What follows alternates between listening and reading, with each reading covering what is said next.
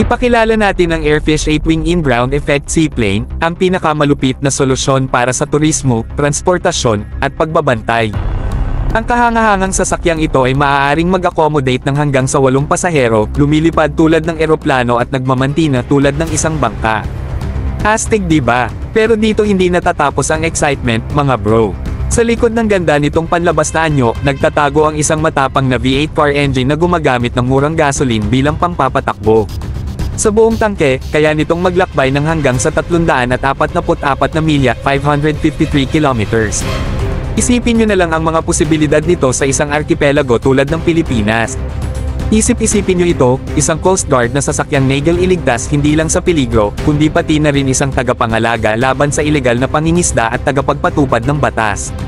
Kasama ang isang 4-6 na magiting na tauhan, handa itong harapin ang anumang hamon na dumating sa kanilang daraanan. Ngayon, halina't pahalagahan natin ang kahangahangang pagsasanib ng teknolohiyang ito.